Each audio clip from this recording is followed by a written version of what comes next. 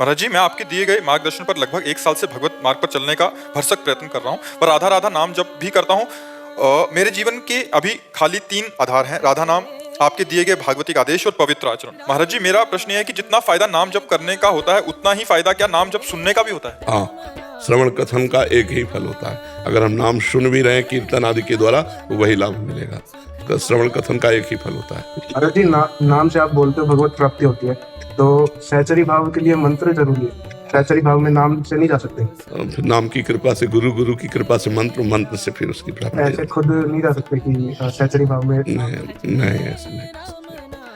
अलग अलग है ना। सरकारी आदमी हो लेकिन राष्ट्रपति से हाथ थोड़ी मिला सकते है ना। सरकारी आदमी तो गेट तक रहो, ऑफिस में बैठो, ऑफिस से बात करो, लेकिन वहां जाने के लिए एक पर्सनल डिपार्टमेंट बनना पड़ेगा, फिर पर्सनल अंग सेवी बनना पड़ेगा। पर्सनल अंग सेवी का नाम सहचरी है। महाराज जी, सहचरी भाव में ऐसा क्या है जो राष्ट्रपति पद्धति है उसमें? क्योंकि सबसे ऊंचाई पे है ना दास, शांत भाव, दास्य भाव, सख्य भाव, वात्सल्य भाव, कांता भाव, सहचरी भाव। अपने राष्ट्र का सबसे बड़ा है ना राष्ट्रपति, तो वो सबसे बड़ा हो, सबसे ऊंचाई है सहचरी भाव। अब वो ऐसे नहीं प्राप्त होती है। नाम से कल्याण हो जाएगा, नाम से भगवत प्राप्ति हो जाएगी, लेकिन श्री जी को स्नान कराना, श्री जी को भोग लगाना, श्री जी को श्रृंगार करना, ये सौभाग्य सहचरी, ये ऐसे नहीं प्राप्त होता। सहचरियों के द्वारा जो दिया हुआ मंत्र है और उपासना पद्धति है, तब उससे पक्का सहचरी भाव। हाँ, पक्का। उसमें जब लगोगे तब है ना, ऐसे थोड़ी। अच्छा, जैसे मान लो आप दंड बैठक मारते हैं, 10-20 किलोमीटर दौड़ते हैं, तो आप आर्मी के जवान थोड़ी हो गए। उसके लिए आपको ट्रेनिंग लेनी पड़ेगी आर्मी की, और वो आपको पास कर दें, तब आप। ये थोड़ी कि दंड बैठक मार के जवान हो गए, बोले आर्मी के जैसा दिखाई देता है तो आर्मी थोड़ी हो गए तुम, नहीं हो गए। कमांडो थोड़ी बन जाओगे तुम, उसकी ट्रेनिंग होती है। अब एक होमगार्ड की ट्रेनिंग है, एक कमांडो की ट्रेनिंग है नहीं? तो अब कह दे कि हम तो सरकारी आदमी है, तो कमांडो जैसी कला थोड़ी आप में है। वो तो मिनट में पलक झपकते ही आदमी को गोली मार दे, और यहाँ संभालना पड़ेगा। अच्छा, अपने लोग जैसे हैं तो पूरे दिन भर लगे रहे तो कुछ नहीं कर पाए, क्योंकि पता ही नहीं, अभ्यास ही नहीं है।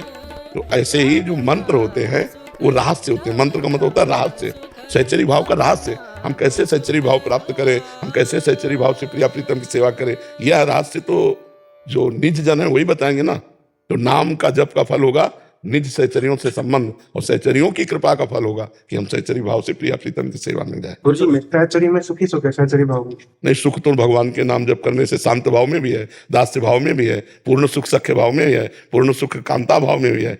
अब दूध का खोया और उसी में चीनी मिला के ऐसे खा लो, और 500 रुपया 1000 रुपया किलो की बर्फी ले आओ, दूध ही की तो होगी। उसका स्वाद कई प्रकार के अलग अलग है। वही खोया गुझिया में भर के, अलग अलग स्वाद है नहीं। दूध वही है, परमात्मा वही है। परमात्मा 10-20 नहीं है, उसका अलग अलग स्वाद है। शांत भाव में अलग स्वाद है, दास्य भाव में अलग स्वाद है, सखा भाव में अलग स्वाद है, वात्सल्य भाव में अलग स्वाद है, पति भाव में अलग स्वाद है, सहचरी भाव में अलग स्वाद है। स्वाद है, परमात्मा एक ही है। परमात्मा 10-20 नहीं है। स्वाद का स्वाद विशेष, रस विशेष, रसास्वादन विशेष, ये भाव।